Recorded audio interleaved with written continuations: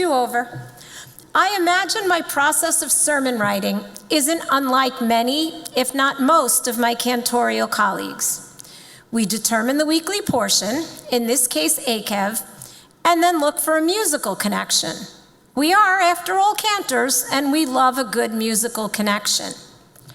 Akev makes for an easy connection. Akev teaches us about the importance of the little mitzvot, the ones less grand and yet still so important.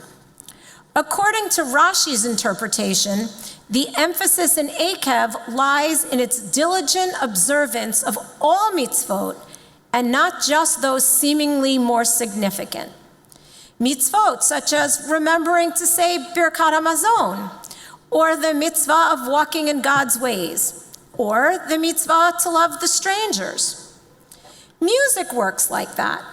The rests, the dynamics, the time signature, they are not thought of as being as prominent as the notes themselves, but equally important as they make those notes turn into a beautiful piece of music.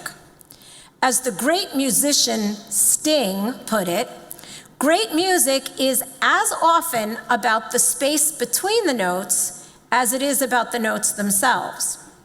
And as George Hurst, the British conductor, put it, without dynamics, you have a musical corpse.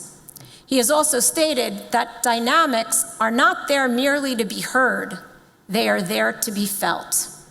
Oh, the lessons one could learn from this comparison. And yet, this is not the sermon I decided to give. I do hope, though, that you saw what I did there. I kind of gave you a little mini bonus sermon for you to ponder. You're welcome. While I was rereading through the portion, preparing for the sermon I will not give, my mind wandered off to a particular discussion in one of my mandatory education classes at Gratz as part of my cantorial studies. 25 years later, I can't remember what the class was called or much of the topics we discussed. I do remember that I took the class during the summer, and it was a one-week intense course that met daily from 9 to 5. I can tell you that the professor was Dr. Saul Wax, one of the most interesting professors I've studied with ever. In fact, he deserves a great deal of credit for it being able to hold my attention for that long of a day, 5 days straight. The rumor at the time was that he wasn't even half as good at that point as he had once been. He was still grieving the loss of his wife, who had recently drowned during a trip to Israel, saving the life of a young child. I can so vividly remember this particular class discussion. It was focused on the second paragraph of the Shema.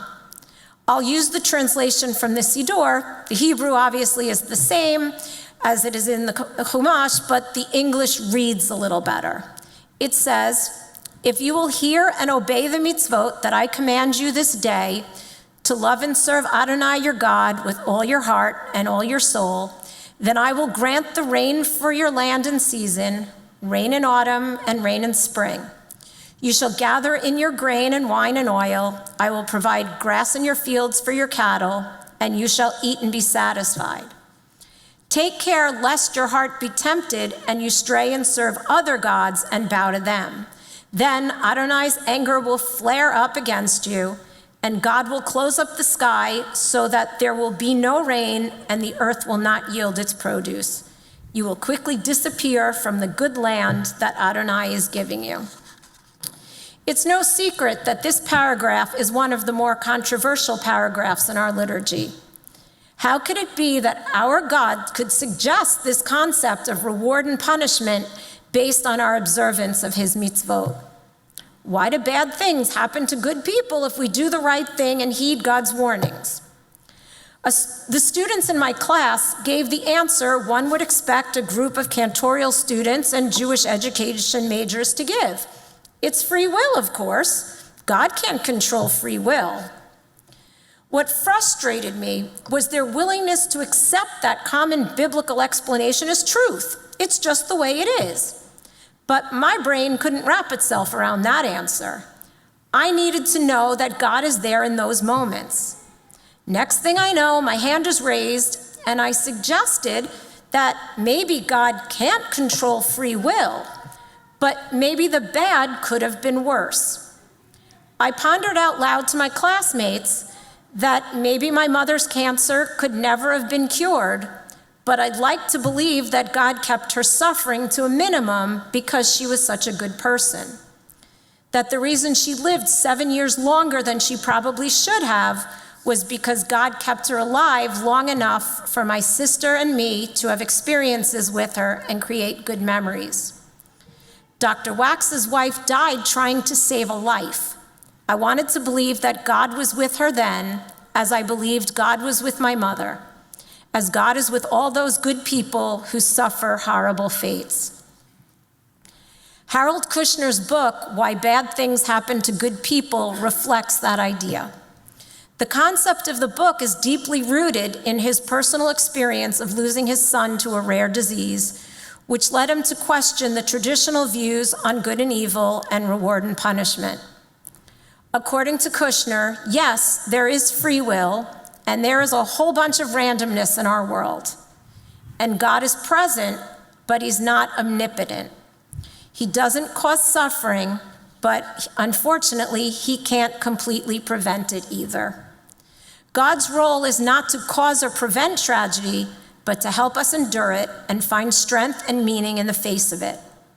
Kushner believes that the real way to read that paragraph of the Shema is that if life brings you hardship and you have lived a life that aligns you with God, God will be with you and will sustain you. That paragraph could, and in my opinion should, be read as just a metaphor. Abundance of rain and healthy crops is you spiritually fulfilled, and the lack of rain is a spiritual dryness. That is an explanation that I can wrap my brain around. God is with the good people, giving us the strength to endure. I recently listened to an episode of the podcast, All There Is with Anderson Cooper. The episode was titled, Stephen Colbert, Grateful for Grief. Although not Jewish, Stephen Colbert makes a strong case for the validity of Kushner's interpretation of the Shema. Both Anderson Cooper and Stephen Colbert have dealt with the tragic loss of a father and at least one sibling. Cooper lost his father from a heart attack during surgery and his brother from suicide. Colbert's father and two older brothers were killed in a plane crash. In the interview, Colbert says that his mother remained a deeply religious woman, which one could easily question after such profound loss. In fact, he said that he isn't sure he could be as resilient. Her reasoning was that she loved God and that we are asked to accept the world as it is given, and we have to accept that world with love and with gratitude. That is almost verbatim the message of the opening paragraph of the Shema. V'ahavta et Adonai Elohecha b'chol levavcha u'b'chol nafshecha u'b'chol meodecha. You shall love the Lord your God with all your heart, with all your soul, and with all your might.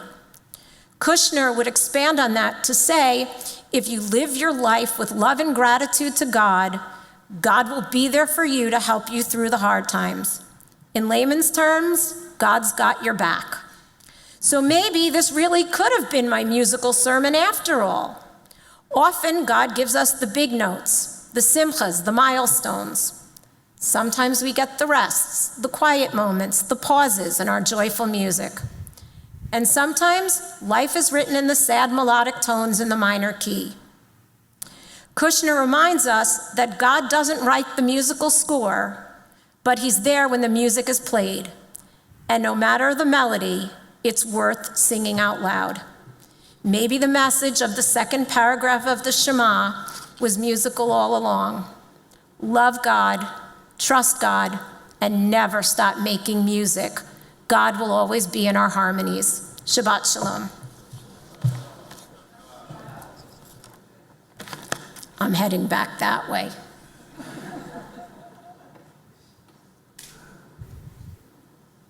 It's nice to take that side of the bima, but this is my home. I'm coming back. We continue